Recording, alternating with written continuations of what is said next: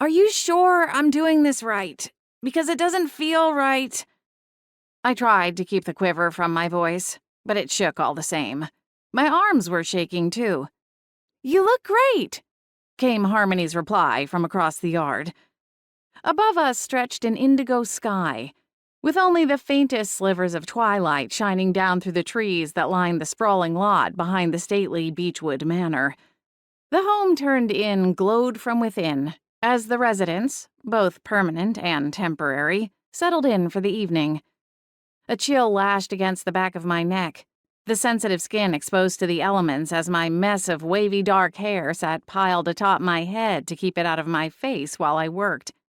I'd taken off my scarf an hour ago, leaving it draped over the railing around the back deck. Practicing magic generated more heat than I'd expected, and the frosty January evening was almost a relief, as my brow prickled with glimmers of sweat. I clenched my molars together and lifted my hands higher, reaching the peak of the movement I had practiced 100 times this week. Here goes nothing. With an explosion of force, I tore my arms down, like a wannabe lumberjack attempting to split an enormous log with a single strike of the axe. I held no axe, though. In fact, I couldn't be sure I was holding anything at all. That was the thing with magic. So much of it was murky and left to the imagination until the moment it burst from you, whether intentional or not. It was nothing like the movies, where a simple flick of a wand was all that was required to move the proverbial mountains. At least it wasn't like that for me. I channeled my intention into the striking motion, and for a few heart-stopping moments, a ripple of doubt clawed at me. Then it happened.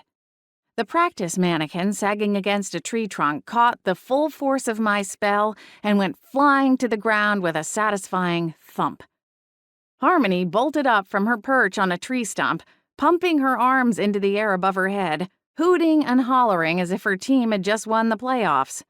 "I knew you could do it," she hollered, coming over to throw her arms around me. "I told you."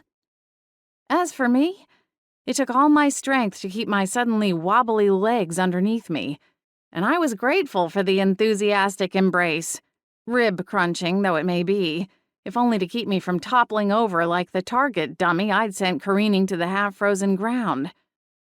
"You promise that was me?" I panted, as Harmony squeezed the breath from my lungs. "You didn't do anything?" "Not even a budge. I swear to Merlin himself," Harmony replied through a snorted burst of laughter. She released me, beaming so wide her bright blue eyes squinted at the corners. "That was all you, girl."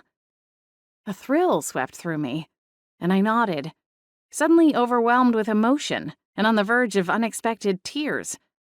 Harmony threw an arm around my shoulders, still pumping her other fist in the air. "I'm so proud of you.